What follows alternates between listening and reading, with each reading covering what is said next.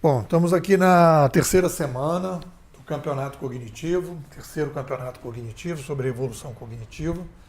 E estamos aí com as perguntas da semana, que o tema é tecnoespécie. Então, a Adamita colocou aqui 4 questões, né? Primeira questão: na evolução cognitiva, podemos afirmar que tudo que ocorreu se deve à chegada das novas tecnologias cognitivas? Bom, se eu entendi a tua pergunta, o que você está falando de tudo, seria o seguinte: o que a gente pode, eu vou interpretar e vou responder, o que a gente pode, na sociedade, atribuir a uma revolução cognitiva? Então, eu acho que tem aí uma coisa interessante, que é a seguinte: se você analisar aí a economia, você vai ver que na economia existe a macroeconomia e existe a microeconomia, né? E eu diria então que a gente tem a macrocognição e a microcognição. Então, na economia, por exemplo, quando você fala de macroeconomia, são mudanças, por exemplo, a chegada da China é uma coisa, né? A introdução de uma nova potência em termos de exportação, né, na sociedade, cria uma mudança profunda com várias repercussões. Então você pode dizer que a chegada de um novo, digamos, império econômico é uma macro, faz parte da macroeconomia, é um fenômeno de macroeconomia, né? E, e uma coisa de microeconomia em termos globais seria um país viver uma crise, né? Não um país central, mas um país, sei lá, um país africano, por exemplo, viver uma crise econômica, etc. Tal, uma coisa da microeconomia. Alguma coisa ali naquele país, não foi uma coisa que afetou todos os países da África. Aquele país em particular teve uma crise num determinado tipo de produto que vendia, entrou, etc. Tal, um presidente. Então aquilo ali é uma situação micro. Para o país é uma situação macroeconômica, mas para o mundo é uma situação micro. Então são coisas que têm, são fenômenos que têm impactos globais e fenômenos que têm impactos regionais ou locais, né? Então, quando a gente fala de antropologia cognitiva e a gente fala de uma revolução cognitiva é um macrofenômeno da sociedade. É como se fosse para a economia, né, a chegada de uma revolução industrial ou chegada de um império como o da China, em que vai mudar toda a logística econômica do mundo. Então aí você vai analisar isso como um macrofenômeno, né? Então, algumas coisas que vão acontecendo vão sendo explicadas a partir desse macro cenário. Então, por exemplo, essas manifestações, né, que aconteceram em vários países do mundo, motivadas, né, e incentivadas e articuladas pelas redes sociais, né, são fenômenos que definem um efeito desse movimento, desestruturações de grandes organizações, de grandes nichos de negócio, como a indústria da música, a indústria do cinema, né? Agora na área de táxi e em vários setores da sociedade, de vendas de produto, né?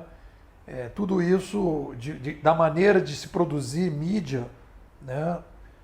Com a chegada dessas novas organizações, tudo isso faz parte de um fenômeno macro que tem várias consequências que a gente vai juntando e vai apontando e tentando mostrar que isso tudo tem um elo, né?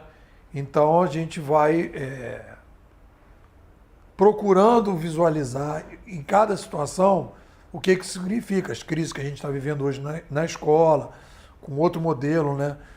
Com outro perfil de aluno que tem acesso às informações que não tinha antes e tal. Então você vai visualizando o que tem a ver com a nova mídia, com a chegada dessa mídia descentralizadora e o que não tem a ver. Então é mais ou menos isso que eu acho que a gente tem que procurar compreender. Então, sei lá, uma empresa faliu e aí você vai dizer, ah, não, isso tem a ver com a internet. Não, tem que analisar se aquela empresa está sendo afetada de alguma forma, né? Você pode ter uma empresa que não foi atingida pela internet, sei lá, é o caso da Petrobras. A Petrobras está vivendo uma crise que não tem nada a ver. A princípio, a própria crise da Petrobras não tem a ver com a internet. Talvez o fenômeno da corrupção do escancaramento da corrupção tenha a ver com essa transparência que existe, né? Mas não tem a ver necessariamente com a crise da Petrobras. Então aí você vai procurando separar. Aí você fala, de onde surgiu essa afirmação? Quais pensadores renomados concordam com esta linha de pensamento? Aí, esse estudo do impacto das revoluções cognitivas e das mudanças de mídia na sociedade tem a ver com a Escola Canadense de Comunicação, que procura mostrar o quanto essas mudanças de mídia impactaram na história da sociedade. Então você tem lá o Havelock, o Eric Havelock, num livro chamado A Revolução da Escrita na Grécia, que vai mostrar o impacto do alfabeto grego nas mudanças que aconteceram na Grécia. Depois você tem o McLuhan estudando a chegada do papel impresso com Gutenberg e depois a chegada do rádio e da televisão. E agora, mais recentemente, também na área canadense, que o Pierre Levy é canadense, é o Pierre Levy com a produção dele toda, né? O livro Cybercultura, toda a produção dele vai nessa direção. E isso vai influenciando vários autores, né? Tem um livro que eu não estou lembrando o nome do autor agora, mas que ele escreve A Terceira Revolução Industrial, que a Marina, inclusive, fez o prefácio, em que esse livro fala que quando você tem revoluções da comunicação e revoluções da energia, você tem um fenômeno de uma revolução industrial, que é essa ideia de toda produção descentralizada, impressora 3D que você produz em casa e tal. Quer dizer, você tem toda uma descentralização da produção de energia, descentralização da produção de produtos e serviços a partir dessa nova chegada. Então, isso ele caracteriza como uma revolução industrial. Então, quer dizer, você já tem autores. Na minha tese de doutorado, que eu falo de macrocrise da informação, você tem um capítulo em que eu tenho vários autores que trabalham e que fazem essa comparação entre a internet e o papel impresso, né? Então, é uma característica de uma revolução cognitiva que os autores que vão abordar essas questões, como você vê também nessas crises econômicas, né? Geralmente as pessoas que apontam que vai haver a crise econômica são geralmente pessoas que estão na borda do sistema. Então, porque os renomados, a maneira de se produzir verdades na sociedade, ela está totalmente intoxicada pelas organizações que criaram méritos, né, e criaram critérios de produção de verdade muito centralizados. Então, normalmente, não são elas, né, não são essas organizações renomadas que vão falar dessa alternativa. E aí a capacidade que a gente vai ter que ter de perceber se a lógica que está sendo desenvolvida é uma lógica que faz coerência, porque a gente está acostumado a avaliar a verdade a partir de quem diz a verdade, é o que você está dizendo, das pessoas renomadas, né?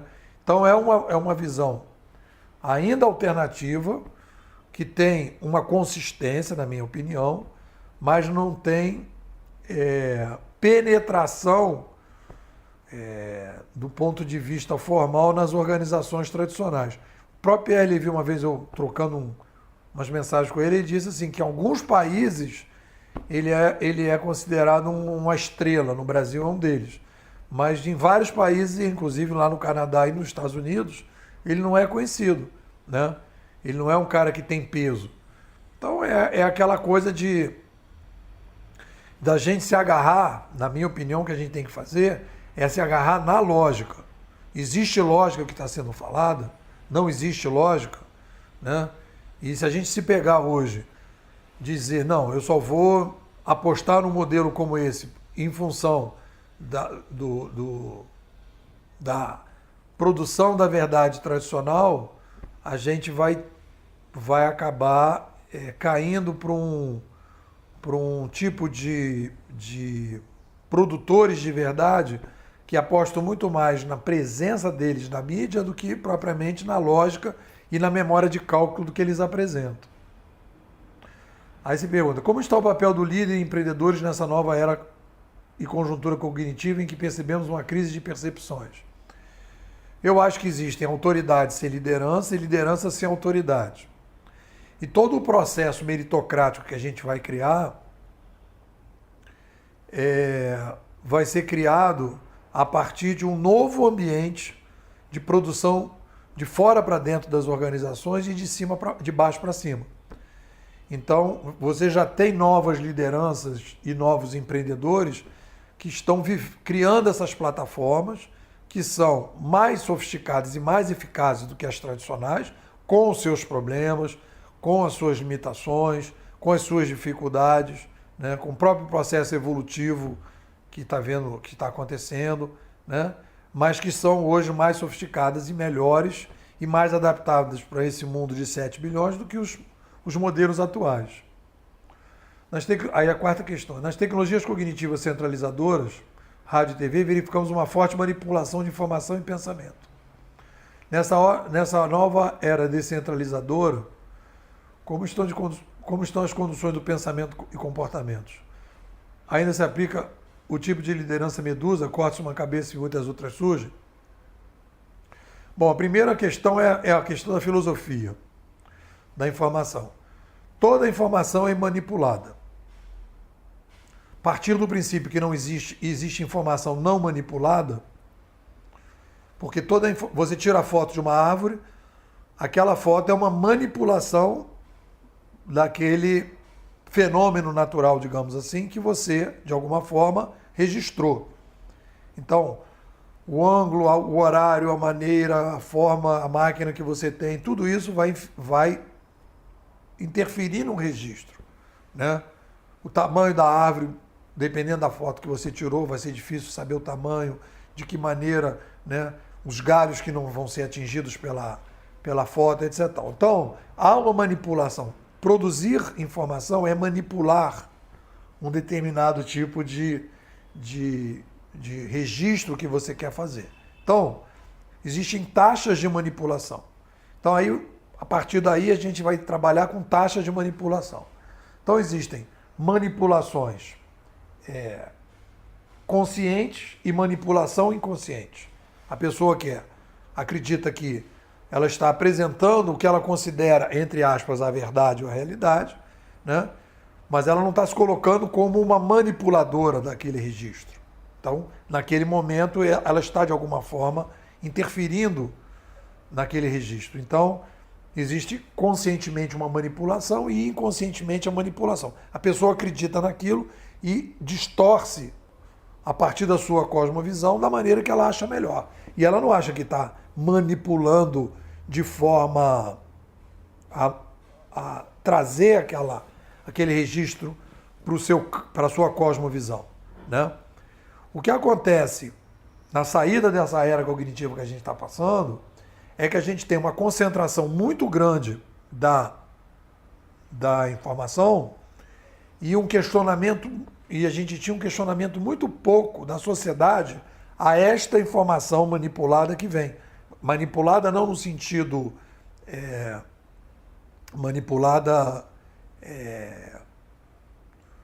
conscientemente, né? Ou deliberadamente. Manipulada porque quando você tem um centro muito forte, aquele tipo de cosmovisão daquele centro passa a ser uma espécie de ditadura cognitiva, né?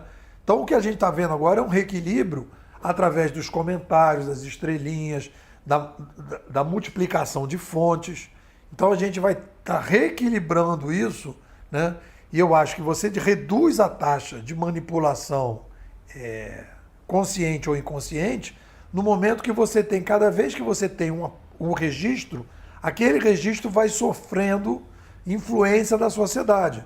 Então o cara escreve um artigo, aquele artigo tem vários comentários embaixo dele, e aquilo passa a compor, fazer parte do artigo, e aquilo ali então cria uma espécie de transparência maior em que você tem uma opção maior e uma redução da taxa de manipulação mais primitiva da informação. Você passa a ter uma manipulação mais sofisticada. Então você vai ter uma manipulação mais sofisticada e você vai ter uma redução de de um primitivismo dessa manipulação. E hoje nós vivemos um primitivismo. E uma incapacidade também, como eu estava falando na outra, das pessoas terem críticas em relação a essa informação, porque a gente foi educado num modelo muito centralizado de manipulação, né? Então aí você pergunta, ainda se aplica ao tipo de liderança medusa? A criação de lideranças hoje, e eu escrevi até isso hoje, né?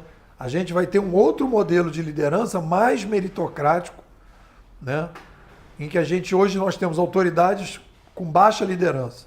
Então o que a gente precisa criar é autoridade com uma taxa maior de liderança e uma taxa de capacidade, uma taxa de dinamismo maior para você identificar mais rapidamente quando uma determinada autoridade vai perdendo liderança.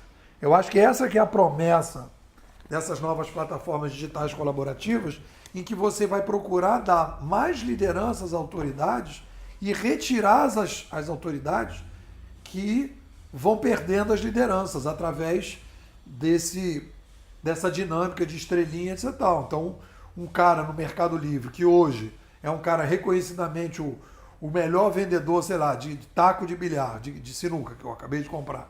Então você tem ali a avaliação, ele tem um melhor preço, etc. Mas de repente ele começa a subir o preço, ele começa tá tendo uma crise lá com a mulher dele, ele começa a não entregar os produtos e tal. Ele rapidamente, o ambiente vai identificar nele um problema e rapidamente ele vai perder aquela capacidade de estar naquele topo e vai descendo e vão outros subindo. Então eu acho que é esse tipo de dinâmica que a gente vai criar em todas as áreas que vai permitir que a gente tenha uma sociedade um pouco mais adaptada, né, para esse mundo mais sofisticado e mais complexo, que não pode continuar nesse modelo que eu acho que a gente tem hoje, de uma taxa de baixa liderança das nossas autoridades.